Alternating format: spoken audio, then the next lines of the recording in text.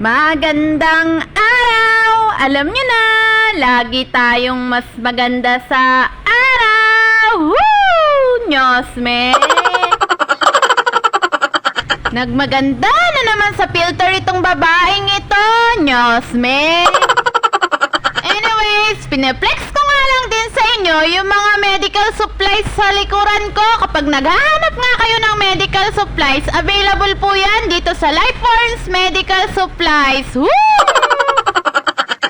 Anyways, sino kaya ang merong kopebendo na katulad namin ng biyanan ko? Gusto ko po siya kasing i-adjust yung lasa niya saka yung tubig niya dahil napakamahal na po talaga nung 3-in-1 coffee at nung cappuccino na nilalagay namin dito, pati nga po yung baso sa halagang 5 piso ay lugi na nga rin po kami. Nung unang taon ngang binili namin ito ay medyo mura pa nga yung mga nilalagay dito sa kopebendo, kaso nga sa loob nga ng 2 taon ay napakamahal na nga talaga nung 3-in-1 at cappuccino. Halos 20 nga yung itinaas ng mga kape na nilalagay namin dyan, pati nga baso ay napakataas na nga rin. Lalong-lalo na nga rin sa kuryente, sobrang taas na nga rin ang kuryente natin ngayon at kumukonsumo nga rin to ng kuryente. Kaya kung sino man ang may katulad ng kopebendo namin, pakituruan nyo naman po ako kung paano nga po siya i-adjust dahil kapag nagsisearch nga ako sa YouTube ay wala akong makita na katulad ng ganito dahil dalawa nga lang din ang pindutan nito sa harap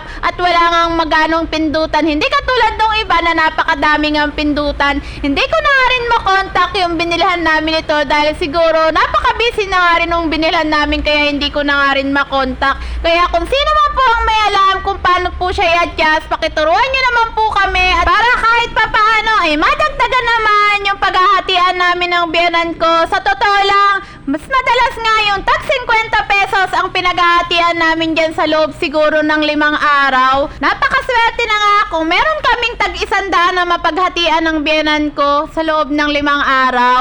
Matagal ko na nga talagang gusto na i-adjust ang lasa nito, pati nga yung tubig dahil punong-puno nga rin yung baso ng tubig at napakatamis nga rin nung kape na nakasettings dito. Kaya gustong-gusto ko nga itong i-adjust, kaso nga nalimutan ko nga kung paano na nga yung pagtuturo sa akin ng pinagbilhan namin. Ayoko namang basta likutin siya kasi nga baka lalong masira at lalo lang kaming walang kitain. Nyosme!